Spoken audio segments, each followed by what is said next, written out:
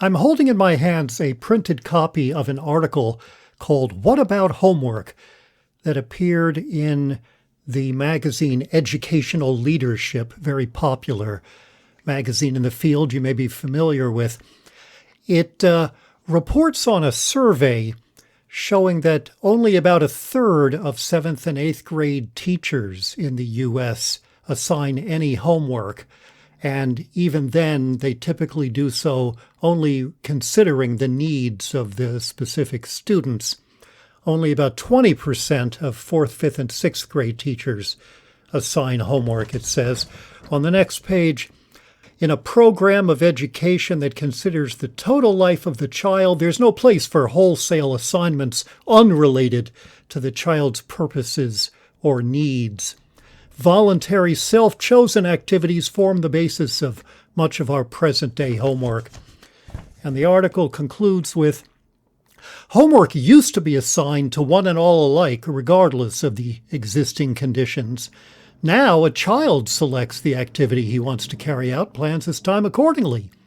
Understanding parents and teachers realize the child's need for outdoor play, relaxation, quiet recreation, social interchange, and they help him plan and live a well-balanced life. I'm not sure if you saw this article. It was in the February issue of Educational Leadership, February of 1950.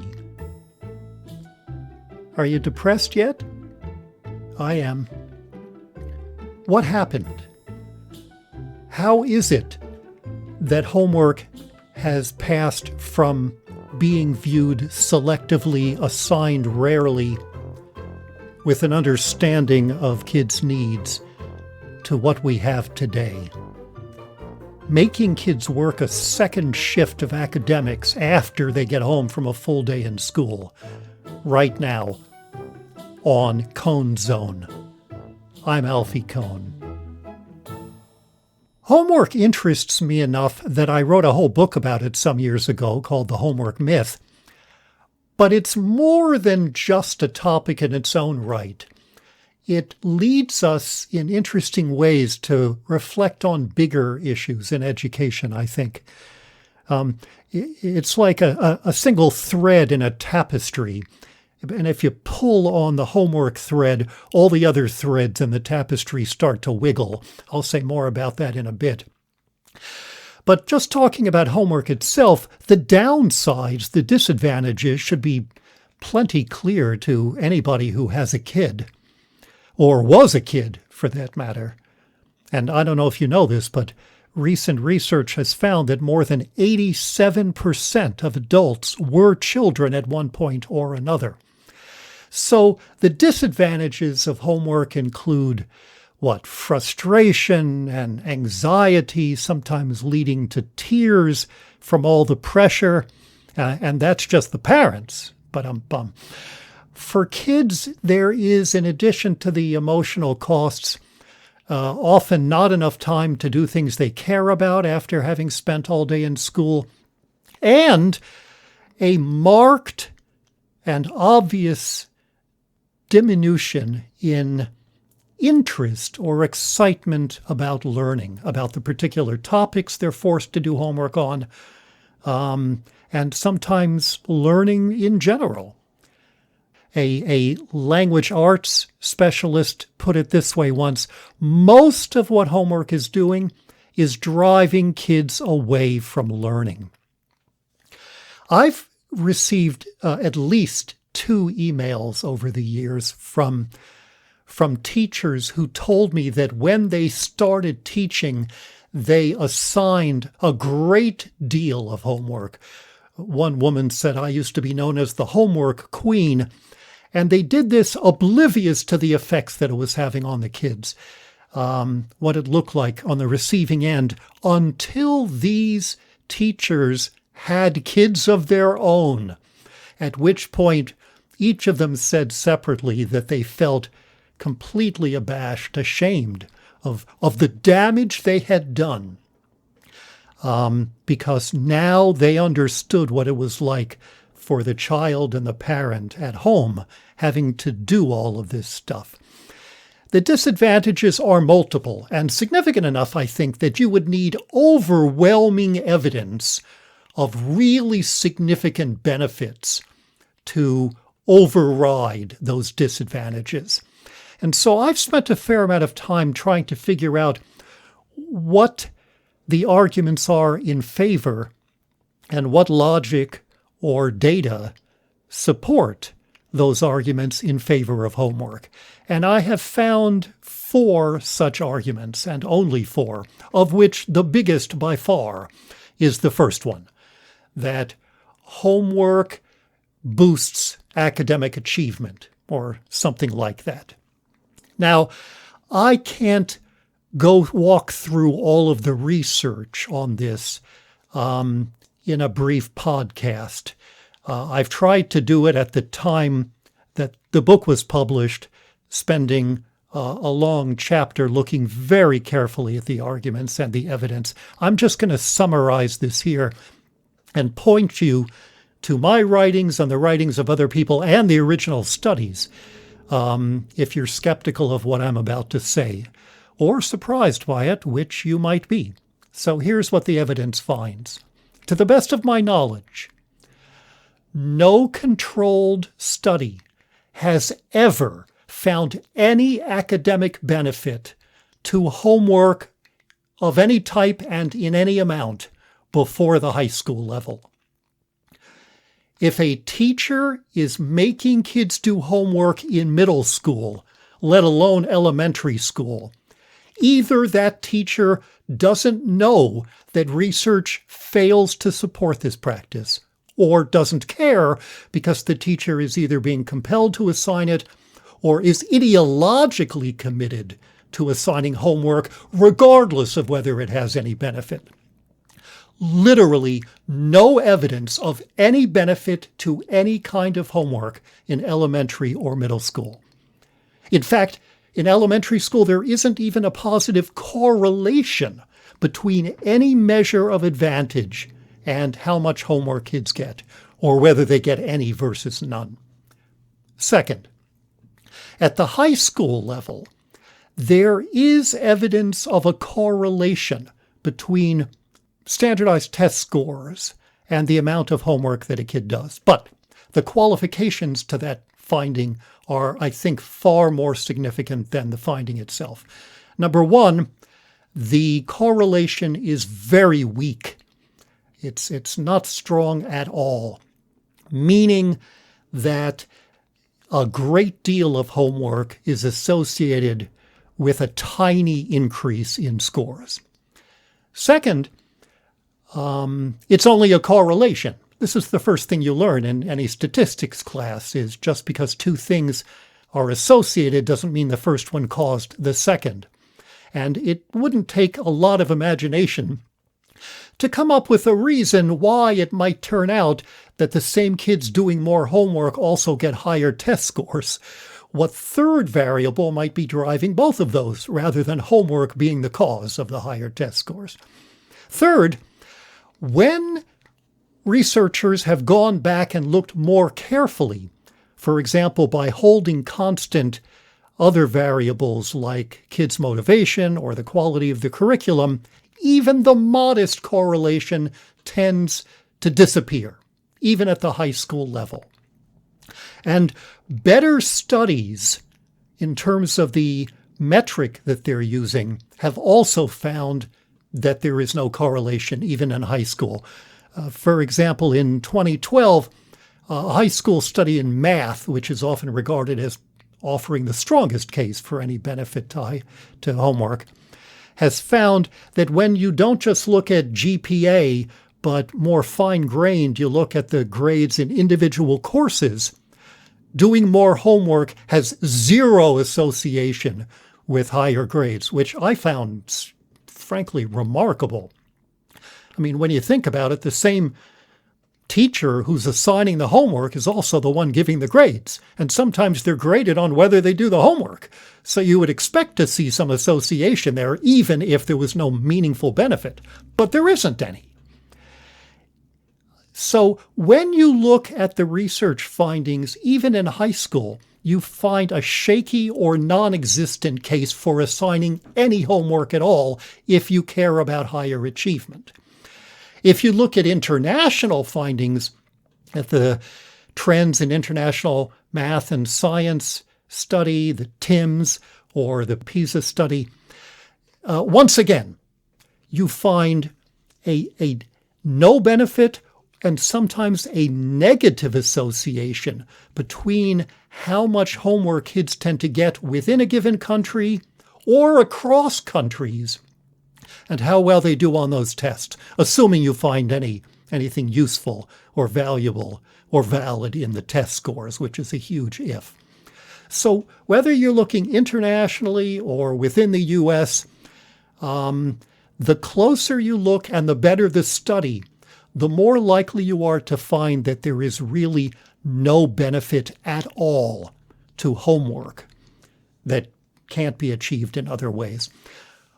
When I do a lecture or workshop with teachers on this topic, I like to stop here and I say to them, if it turned out that homework, when assigned carefully, sparingly, thoughtfully, had some academic benefit, and I asked you why that might be, I'm sure you'd have no trouble coming up with an explanation. But that's not what the evidence shows. The evidence fails to show any meaningful benefit.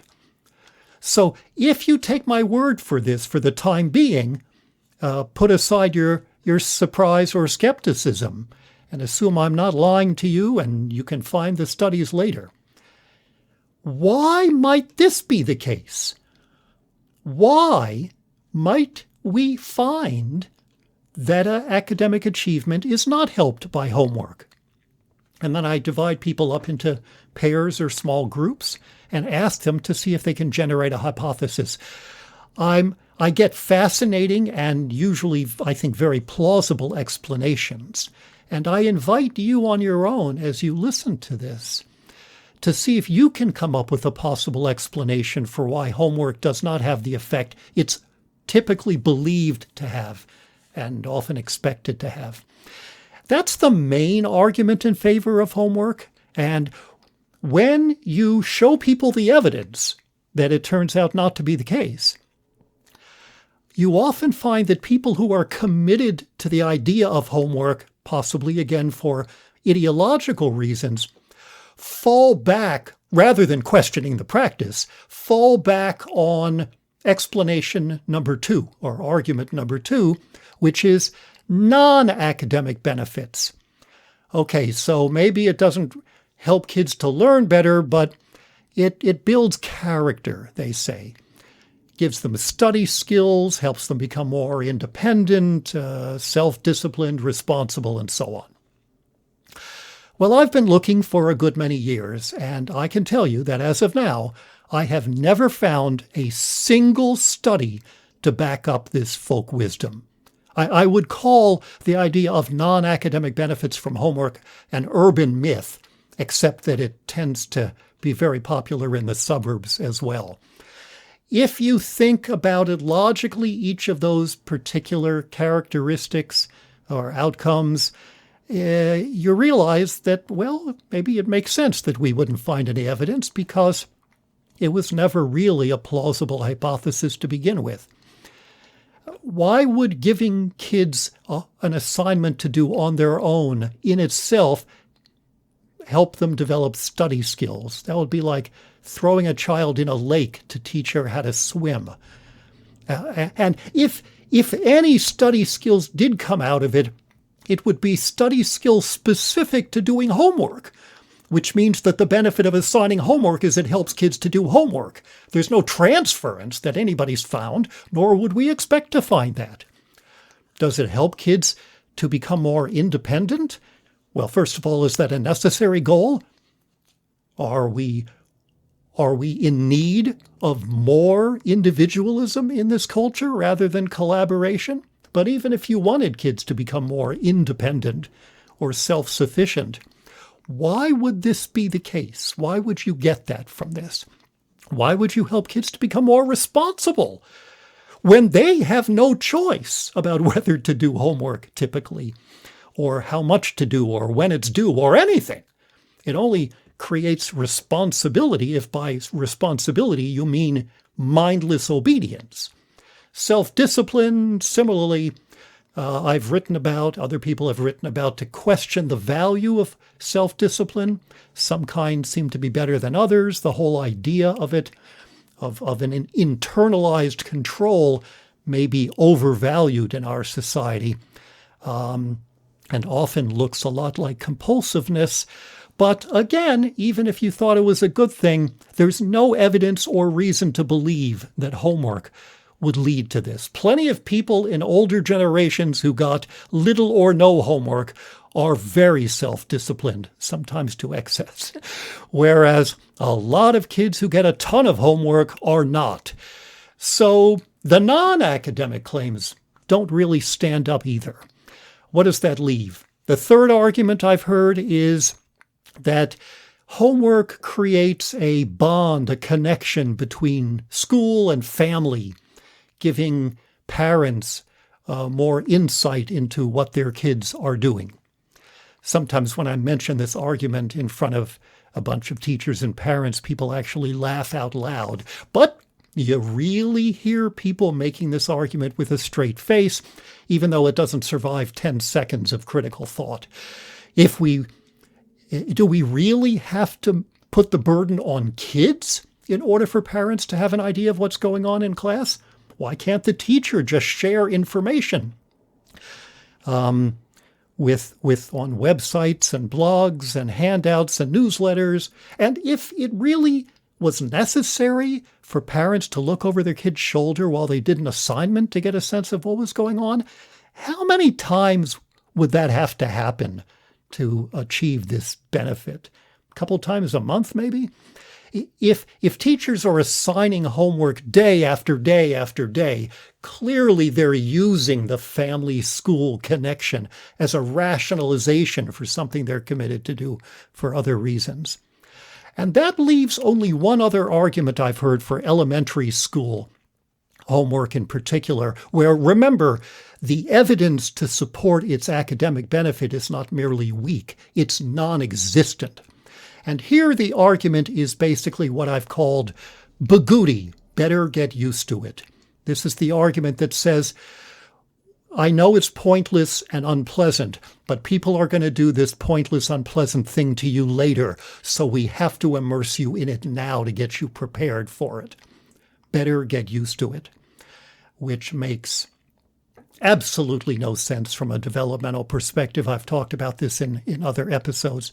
Remember, it's not even a defense of homework per se. It implicitly acknowledges that homework is useless. It's just saying we have to assign something useless to you because people are going to do it to you or to kids in the years to come. These are the only benefits that I've heard, the only advantages and arguments in favor of homework that I've heard. And by the way, nobody has ever, as far as I know, offered a substantial defense of homework given on a regular basis, as opposed to when it's really needed. The idea of doing it every single day or several times a week, irrespective of who the kids are, what they need, what the topic is, whether it's really necessary to do more stuff on this topic after school, to do it every single day is a more extreme position than I and other people who are considered radicals in education have ever taken. And yet we don't regard it as radical and extreme because it's become the status quo and has been for some time. One more quick point about these arguments is I have heard from parents two other arguments that are more values-based. They can't be proved or disproved by research. And I'll just put them out there for your consideration. The first is many parents will say, yeah, I want my kids to do well academically, but I also want my kids to develop socially and physically and artistically and emotionally and all kinds of other ways. Kids are mostly doing academics all day in school. That's enough. let them develop in other ways. Now, the school may pay lip service to the idea of the whole child or social and emotional development, but if they're making kids do more academics even when they get home, then clearly what they're saying is all that really matters is academics. And when parents don't agree with that, they have a powerful argument against homework. The other values-based argument that I've heard from parents is basically, this is family time. Family time should be determined by families. Even if the school had a good point about the benefit of homework, it's not up to you to decide what my children do when they're home in the evening or in the weekend. That is a kind of institutional arrogance. Families should decide. Again, can't prove or disprove that, but that's more arguments against homework to be weighed against the absence of any persuasive argument in favor. It is literally all pain and no gain. And so when I wrote my book, I tried to figure out why the hell homework is so pervasive, why it is so widely accepted and assigned despite the inability of anybody to show that on balance it's really necessary or even particularly useful. And I came up with about a half dozen explanations, of which I'm only going to mention 3 here. The first is that I think homework persists because as a society, we don't really trust kids. Particularly, we don't trust them with free time. The idea is that kids are just going to waste their time unless we compel them to do constructive things. And that's why we have to assign them homework when they get home. They're just going to play video games. They're going to do nothing. Now, I think this is a deeply cynical argument, but I think it's also based on false empirical premises. First of all, there is lots of evidence that many kids do all kinds of things that help them thrive and develop intellectually, if not always academically, particularly when they don't have homework occupying them.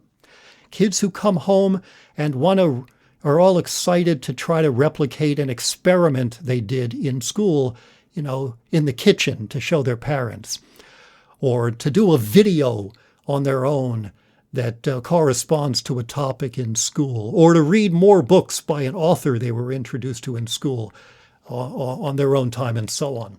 And let me tell you about a high school teacher I corresponded with a few years ago. He taught AP classes in history and economics. And he told me that in his first year of teaching, he gave a ton of homework. And he said, that's because I wasn't a very good teacher yet.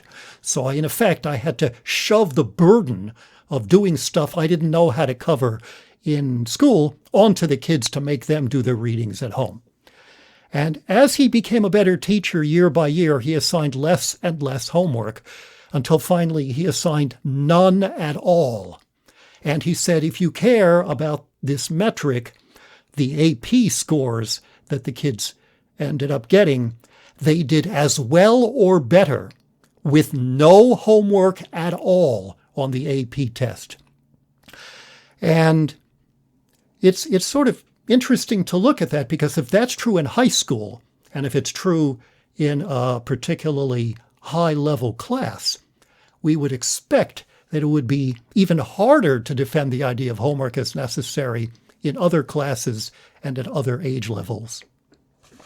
One of the things this teacher did was he gave students short readings, articles, to read during class in the first few minutes, which he said makes a lot more sense because now I know everybody's done the reading and it's fresh in their minds, and we can dive right in and talk about it.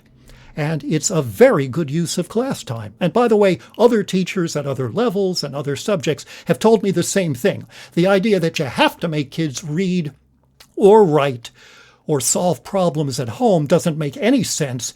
There are benefits to having them do it during school. And the idea that it wastes too much time that we need for other things raises fascinating questions about what are these other things that are so much more important that we have to use class time for them? Typically, the answer is lecturing at them. But anyway, here's the reason I mentioned this particular teacher.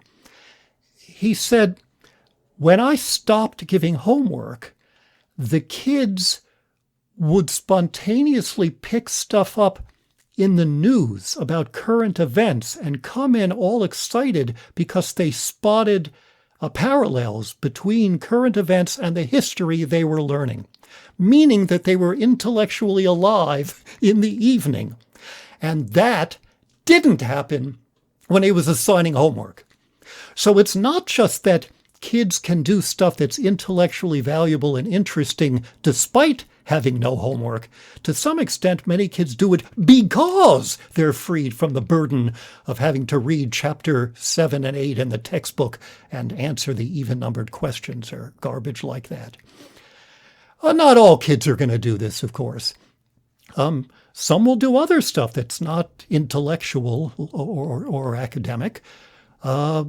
And they may want to ride their bicycles. They want to paint pictures. They may want to do stuff on their computers. And again, that might be okay. And even the kids who don't do that may just want a chance to chill out after all day in school. I mean, as an adult, would you want to be videotaped with what you do when you get home from work? We adults relish the time to just veg sometimes. And we're going to deny kids the chance to do that? That's extraordinary, Anyway, so the first reason that I think homework persists is we distrust kids. And the more we distrust them, the more keen we are to try to coerce them into doing things we believe are constructive right until their head hits the pillow. The second reason that I think homework persists and indeed has increased, particularly at the lowest age levels where it has the least benefit, is something I've talked about in another episode called Confusing Harder with Better. And that basically is a tendency to fetishize rigor, tougher standards, competitiveness, and so on. We're going to get tough on those kids. And sometimes policymakers and administrators want to get tough on teachers, too. And it's a real cheap way to pack more stuff into people's days is by making the kids do homework. It may have no benefit, but it lets us show that we've raised the bar. And the third reason that I think homework persists and has grown is that it represents a failure to really understand what learning is. And the less you know about learning, the more likely you are to be a proponent of homework. I've learned this over many years. For example, take people who say homework will reinforce the lesson that they've learned during school or been taught during school. That word reinforce already should make the little hairs on the back of your neck stand up. Reinforce as a verb comes from the behaviorists who worked with lab animals. And you can reinforce a behavior in humans too. What you can never reinforce is understanding. So if your idea of math, as I talked about with Joe Bowler in an early episode, is basically how to divide one fraction by another, is you flip the second fraction over and then multiply, and you think that 20 problems, they're not really problems, the exercises they had to do with dividing fractions at school weren't enough, then you make them do 50 more at home to reinforce it. And you might get that automatic response to the stimulus over and over and over again. But practice homework can never help kids understand why they're doing this, why it makes sense, what the relationship is between multiplication and division or numerator and denominator. So when you give home practice homework to kids to reinforce a lesson, you are confessing how shallow your understanding of learning is, that it's about emitting behaviors and producing right answers automatically rather than having any sense around what it is that you're doing. Now, some people's response to that is, hey, you need to practice stuff. You know, you don't get better as a tennis player or a violinist without practicing. Therefore, we need practice homework. This is an excellent example of what philosophers call question begging, which means assuming to be true what you need to demonstrate is true. So it's absolutely the case that practice is useful, at least when it's done right, with correction and coaching and so on, not just practice itself, is necessary to be a good athlete or a good musician, no matter how much talent you have. But the relevant question here is, does that also apply to intellectual endeavors? And the evidence does not tend to support that. So merely saying practice is necessary in other kinds of activities doesn't really make a case for practice with school subjects. And it certainly doesn't answer the second question of whether kids need to do more of this practice after they get home. Because to the extent you find some practice valuable, a whole lot of teachers I know have kids do more than enough during the school day. The idea of learning as something that can be improved from homework raises questions, too, about your whole psychological model. I mean, most kids hate doing most homework. Everybody knows that. What's really interesting is knowing that doesn't prevent anyone from doing it, from assigning it, or in the case of parents, accepting it. Why not? We tend to assume that learning must be like a vending machine where you put in an assignment and you get out at the bottom greater proficiency at some academic task. It's like a vending machine. You put in a quarter, you get your soda. You put in the homework, you get out this result, regardless of how kids feel about it. This represents a really truncated and old-fashioned view of human psychology, because we now know that kids' proficiency, that outcomes and actions are largely colored by human beings' attitudes and values and motives and goals. In a word, their experiences. The people who believe in assigning lots of homework, regardless of kids hating it, are taking an old-fashioned stimulus response view that discounts the experience of the human beings engaged in it. In fact, I told you before that I often ask teachers, why do you think the research fails to find any academic benefit? And the most common answer I get is because kids hate it. It would be amazing to find that it had any academic benefit, given what kids' attitude is about it. And finally, with respect to the idea of learning, I have teachers often say, understandably so, given all of the responsibilities that teachers have to fulfill, for which they are often underappreciated and underpaid, I just don't have enough time to cover everything in class. That's why they have to do some of it at home.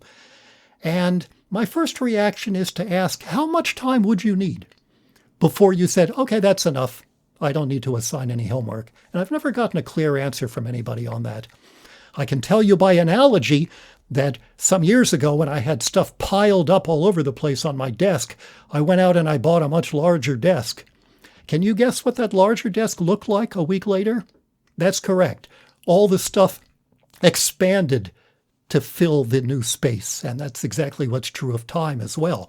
But I think a more significant way of coming at this, I don't have enough time to cover everything, is not just to challenge that on the surface, but to look at the whole view of coverage as the goal. This is an example, again, of how homework leads us to bigger questions about education. The best teachers I find are not focused on kids covering a bunch of curriculum. They're more interested in kids discovering.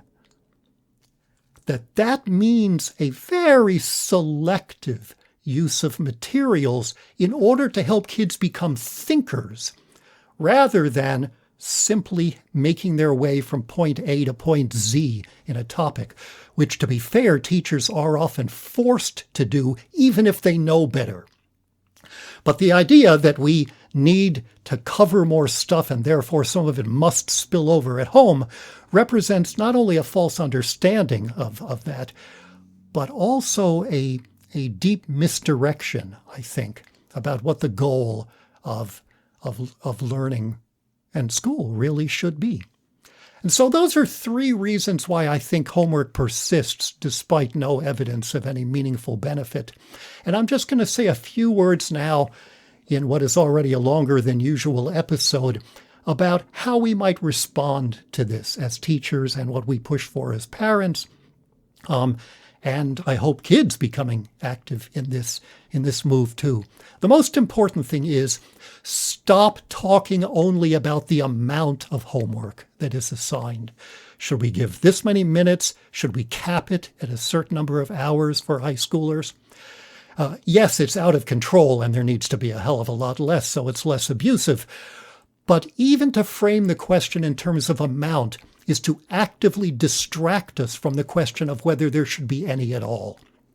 Even to talk about the quality of homework and improving it means that we have already taken for granted that kids must work a second shift. It's just a question of what they do, or in the other case, how much they do.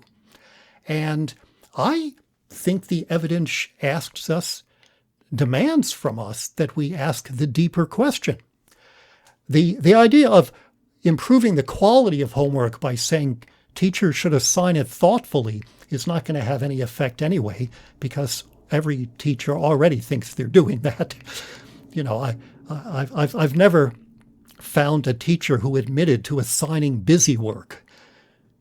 Somebody's putting it in the kids' backpacks, but most teachers think they're already assigning it. So here's what I propose. I'm not going to say no homework ever, even in high school. What I say is something that I believe is common sense, rather than the extreme view. And the common sense view is change the default. Homework assigned only on those occasions when the teacher can make a powerful case that it will be beneficial for most kids.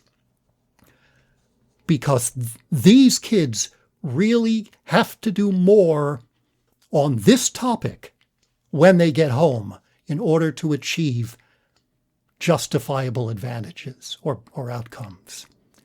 It's something you should have to opt into. The default is 6 hours or whatever a day of academics is enough. Family time is for families. Only in exceptional circumstances when we can justify it do we do homework. And again, I think it's common sense to do it, to say we do it only when it's necessary. Now, what constitutes a good reason for opting into it? Well, here we may have different opinions, and what a great conversation for faculty members to have together to think about that. I'm happy to share my ideas. I would suggest that in order to justify opting into homework on a given Wednesday, you would have to be able to show that the assignment you're asking kids to do at home is very likely to help them think more deeply about questions that matter, and likely to become more enthusiastic about what it is that they're doing. Intrinsic motivation, curiosity, the disposition to learn are absolutely critical and are also collectively the first casualty of homework. So what this means is more time to practice or to cram forgettable facts into short-term memory for a quiz doesn't even begin to justify making kids do stuff at home. Another possible way of justifying it is to say kids get to choose together in a democratic class meeting whether a given assignment really needs to be done at home, or we should do more of this. And when it's done sparingly and selectively, and when kids are in charge and have some sense of autonomy about this, they are more likely than you might expect to say sometimes, yeah, we really need to do that at home tonight. Not every night, of course. Or there are some assignments that, frankly, have to be done at home. For example, interview your parents about how they came to live in this state, to dovetail with what we're learning about the history of the state. It's hard to do that from school. But in general, if it can be done in school, it probably should be done in school. Even if we're not ready to move all the way to homework as something we have to opt into rarely, there are ways teachers can begin to question, challenge, and minimize the damage. First of all, I would say, even if you're going to assign homework, it should almost never be the same assignment for every kid in the class. I mean, that's just the very basics of good teaching, is differentiated instruction. One size does not fit all. There's a problem if all the kids are being asked to do something, particularly because it turns out that some kids already get this, and it's a complete waste of time to make them do more of it, whereas other kids don't get it, in which case, again, the homework doesn't help. It just digs them in deeper to their misunderstanding. And for a teacher who says, you think I have the time to give different homework assignments to different clusters of kids? My answer is, happily, you do, because now you're assigning it very rarely. Secondly, I would say, as a preliminary step, never, ever, ever grade homework. Homework, theoretically, is supposed to be helping kids to learn, even though the research fails to support that. You do not evaluate kids on how well they've done something if it's supposed to be a learning experience. You can't do both at once. Now, the reality is that grades are typically used not because of necessary assessment, but as an enforcement mechanism to compel kids to do what they understandably have little interest in doing. Do it or else you're going to get a 0 or an F or something, which gives away the fact that this is something of little intrinsic interest and probably little intrinsic value. Some teachers even lower the kid's grade, even if the kid is learning stuff. I've had parents say to me, my kid rarely did the homework, but did great on all the final assessments, which typically are just tests. What's happening here? The teacher has a hypothesis. In order to succeed in this class, you have to do homework. This kid came along and disproved my hypothesis by doing very well without doing the homework, so I'm going to make him pay for it. He's going to be punished for proving me wrong. In other words, you have to do the homework not because it's necessary or even useful, but because you were ordered to. Never, ever grade homework. Next, I would say only assign it if you designed it. Don't make kids sweat for hours with something that you just copied off the internet or was already in a textbook.